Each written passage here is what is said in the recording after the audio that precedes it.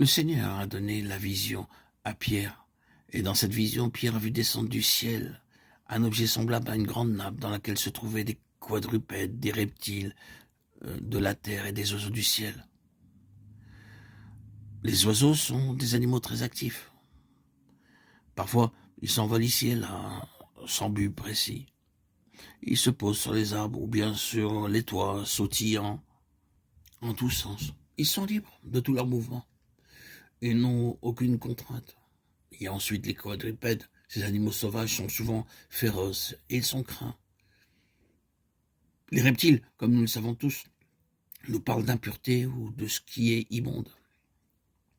Aux yeux de Dieu, les gentils sont comme des bêtes, des reptiles ou bien comme des oiseaux. Cependant, dans cette vision, le Seigneur englobe tous ces animaux dans cette grande pièce de drap. En d'autres termes, il nous met, nous, incroyants, dans une nouvelle position par l'évangile de la grâce de Dieu, afin que nous ne soyons plus livrés à nous-mêmes, méchants et impurs. La Bible nous parle seulement de l'évangile du royaume, mais il n'y a pas d'évangile de l'Église.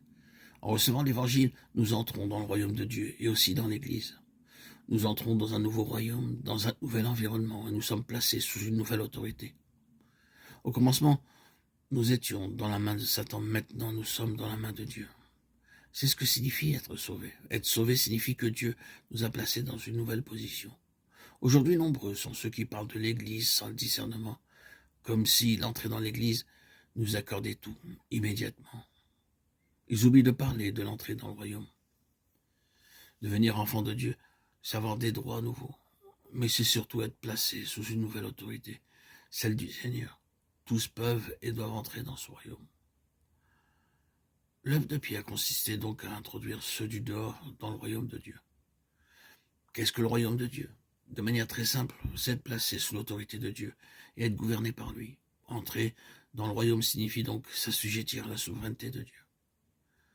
Selon Actes 10-16, cette vision se manifesta par 3 fois. Pierre devait donc conduire des hommes plusieurs fois dans le royaume. Chaque apparition de la nappe signifiait que de nouveaux citoyens seraient introduits dans le royaume de Dieu. Mais ce qu'il adviendrait de tous ceux qui auraient été introduits, ce n'était pas l'affaire de Pierre. Cette responsabilité était confiée à Paul, car l'œuvre de Paul consiste à modeler et à donner de la consistance à tout ce que Pierre avait introduit dans le royaume. Nous ne trouvons pas l'expression « naître de nouveau » dans les écrits de Paul.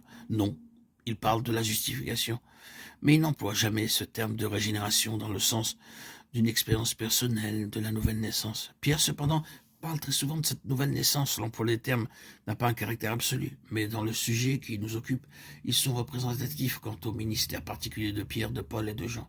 Il est beaucoup fait allusion au royaume de Dieu dans le livre des Actes.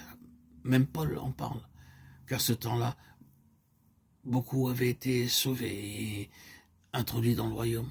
Si nous avions pu connaître le jour où nous avons été sauvés, ne serait-ce qu'un peu de ce que ces croyants d'alors ont connu du royaume de Dieu, nous serions alors très différents de ce que nous sommes aujourd'hui.